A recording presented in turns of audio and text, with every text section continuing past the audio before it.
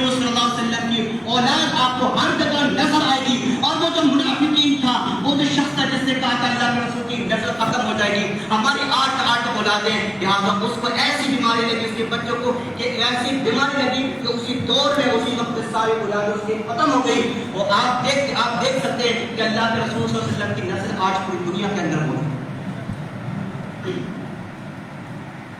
جگہ جگہ پر آپ کو آل رسول مل جائیں گے، شہر شہر میں آپ کو آل رسول مل جائیں گے۔ بتائیے اس سے بڑا ہمارے لیے اور کیا ثبوت ہو سکتا ہے؟ کتنی محبت اللہ عز و جل اپنے پیارے حبیب صلی اللہ تعالیٰ علیہ وآلہ وسلم سے فرماتا۔ فوراً جواب دیا، اگر شان رسول میں ذرا بھی گستاخی ہوگی، اللہ عز و جل کو ہرگز یہ پسند نہیں ہے، کیونکہ یہ معیار ہے ایمان کا۔ ایمان ہی سب کچھ اسی کے آس پاس رہتا ہے۔ اگر شان رسول میں ذرا بھی گستاخی ہوئی اور کسی نے گستاخی کی، ذرا بھی بے ادبی کے الفاظ سے، تو ایمان کا بڑا مسئلہ ہو جائے گا۔ لہٰذا آگے جو آیت کریمہ ہے، آگے جو آیت کریمہ اس کا مطلب ذرا دیکھتے ہیں۔ آگے آیت کریمہ کا ارشاد پاک بتا رہا، حافظت اعمالہم، اگر کسی نے رسول اللہ صلی اللہ علیہ وآلہ وسلم کی آواز سے اوپر آواز دی، یا ان کا نام لے کر پکارا، یا جو ہے ان کی شان میں کسی طرح کی بے ادبی گستاخی بھی کی، لہٰذا حافظت اعمالہم، اس کے سارے عمل برباد ہیں۔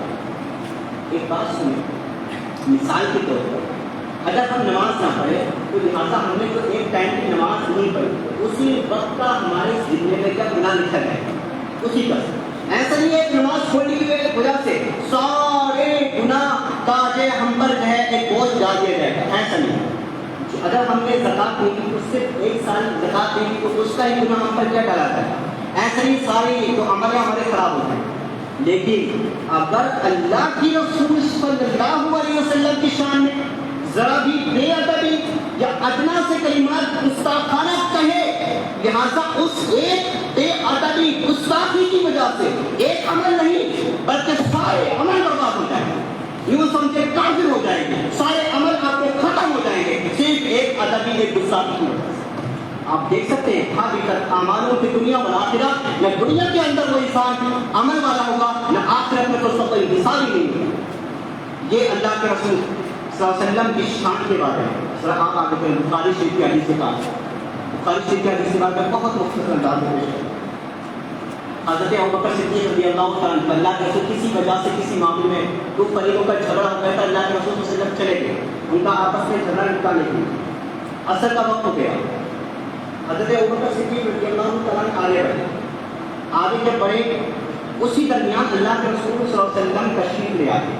آج جب اللہ کے رسول صلی اللہ علیہ وسلم تشریف لے آئے نماز کی حالت میں، تو صحابہ کرام کو یہ گوارا نہیں ہوا کہ نماز کی حالت میں ہم کوئی ایسی نماز جو اللہ کے رسول کے موجود ہوتے ہوئے ان کی عدم موجودگی ہوتی تو ایک الگ بات ہے، اللہ کے رسول کے موجود ہوتے ہوئے ہم اللہ کے رسول کے بجائے نماز پڑھیں، ایسا ہرگز نہیں ہو سکتا۔ حضرت ابوبکر صدیق نماز پڑھا، اب ابوبکر صدیق کو ابوبکر صدیق میں جب نماز پڑھاتے ہیں تو اللہ کی یاد میں جو مشغول ہوتے ہیں ان کو خیال نہیں آیا، اللہ کے رسول پہلی صف میں آ گئے۔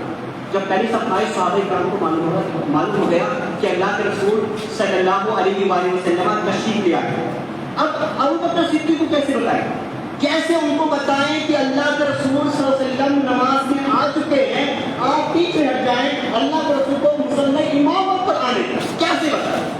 لہٰذا ان کو ایک نماز کے اندر ایک بات سوچی، انہوں نے کیا ہے، لہٰذا تصویر کی، تصویر کہتے ہیں سیدھا ہاتھ جو ہے آپ نے اس طرح سے جو مارے، اس طرح سے مارے تو یہ خالی ہوگی، اور جب آپ الٹا ہاتھ بائیں ہاتھ سے اوپر ماریں گے تو لہٰذا جو ہے تصویر یہ جائز ہے، تصویر کیا ہے یہ جائز ہے، جبکہ تالی بجانا یہ جائز نہیں ہے۔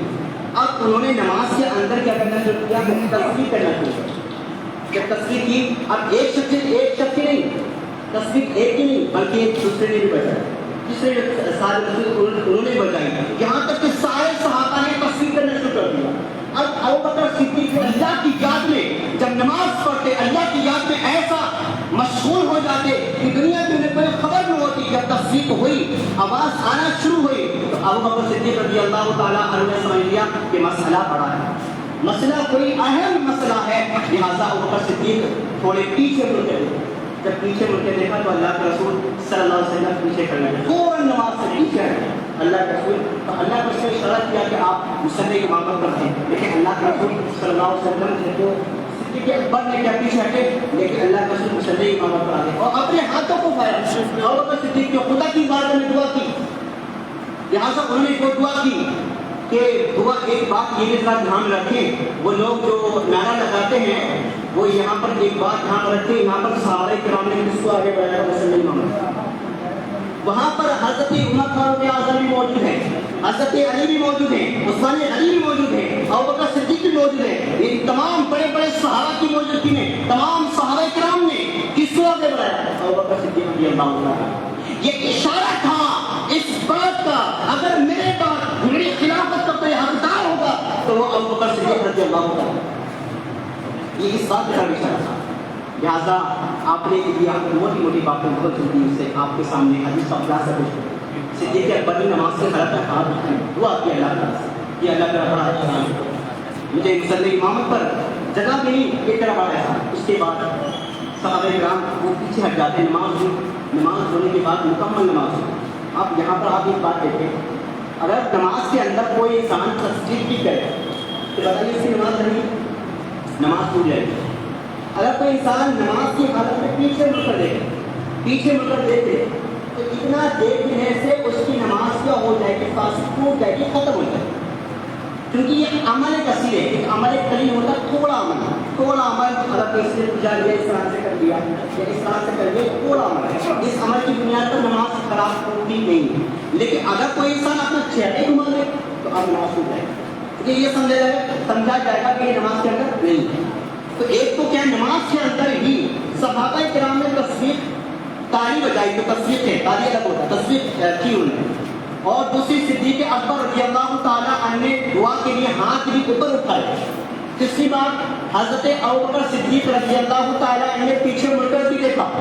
تو تین ایسے بڑے بڑے عمل جن کی وجہ سے نماز کو ٹوٹ جانا چاہیے تھا، لہٰذا اللہ کے رسول صلی اللہ علیہ وسلم نے مکمل نماز کی اور بعد میں یہ ارشاد بھی فرمایا کہ آپ کی نماز کیا ٹوٹ گئی ہے، لہٰذا نماز کو دوبارہ دوہراؤ۔ اس سے معلوم ہو گیا کہ نماز عبادت اہم نہیں ہے بلکہ ادب رسول کیا وہ ضروری ہے، وہ اہمیت کا حامل ہے۔ لہٰذا جس نے بھی ادب رسول میں، چونکہ پیچھے دیکھا تھا وہ ادب رسول میں، ہاتھ اٹھائے تھے وہ ادب رسول میں، تالی بجائی تھی وہ ادب رسول میں، لہٰذا جو ادب رسول میں کام ہو، اگر نماز کو توڑتا بھی ہے لہٰذا اس سے نماز نہیں ٹوٹے گی جو اللہ کے رسول صلی اللہ علیہ وسلم کی موجودگی میں ہو۔ لہٰذا یہ ہمیں معلوم ہو گیا اس حدیث پاک سے۔ لہٰذا عبادت کا معاملہ بعد میں ہے، پہلے اللہ کے رسول صلی اللہ علیہ وآلہ وسلم کی ہستی عظیم الشان ہے، پہلے وہ ضروری ہے، جب وہ ہمارے لیے ہوں گے اس سے بعد ہی ہماری عبادتیں قبول ہوں گی۔ لہٰذا انہی جملوں کے ساتھ میں اپنی تقریر ختم کرتا ہوں۔ وآخر دعوانا الحمدللہ رب العالمین۔ السلام علیکم ورحمۃ اللہ تعالیٰ وبرکاتہ۔ میرے کہنے